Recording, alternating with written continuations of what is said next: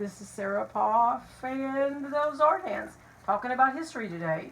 So this is my display of items about cotton and about southeast Missouri and the fact that cotton grows down there. Do you know that I live in the Kansas City area right now, and I had some friends and they were discussing whether or not there was cotton that grew in Missouri, and they had this big dispute about it because they knew my mom and dad taught school in a little small town in southeast Missouri, but yet they said, but there's cotton down there. So they were arguing, and I looked at them and said, you're both right.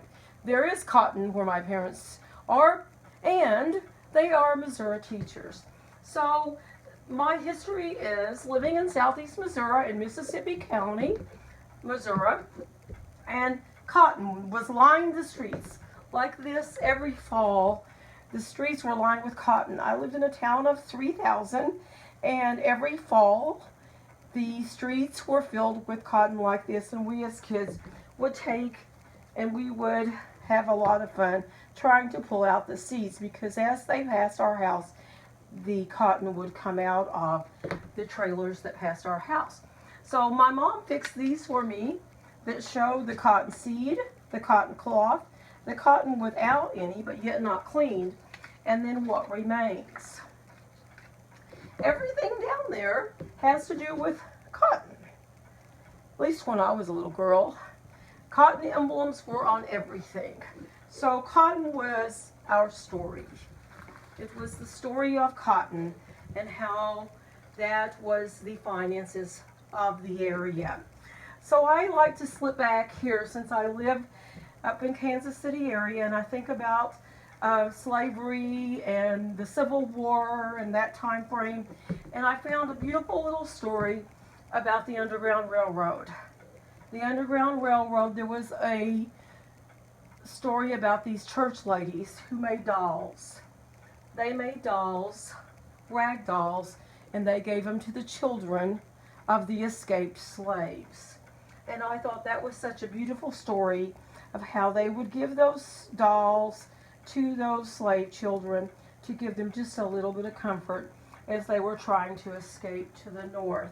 So with my history of cotton and the Underground Railroad that I've learned about, and the fact that I don't want slavery to ever be in our United States again, I put these two together and made a lesson about them.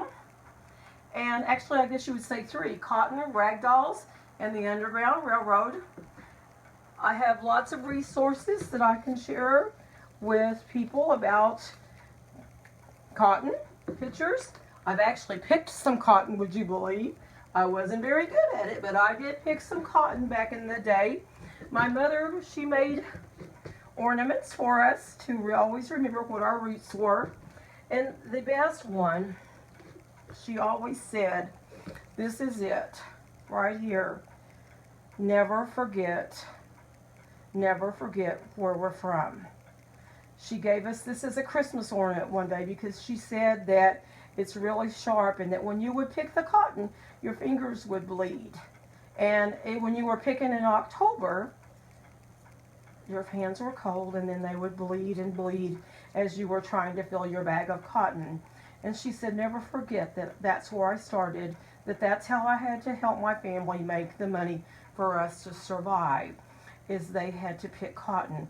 My mother went on to get a degree in education and taught school for many years. So she did it. You can do it too when you have a problem in your life and you need to reach forward.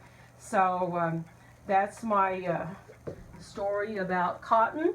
And I want to give the freedom story of the freedom of the Underground Railroad, the people who escaped, and then eventually our country was able to escape the grips of slavery and go on to be a better country after it. All right, this is Sarah Poff, and that's my history moment.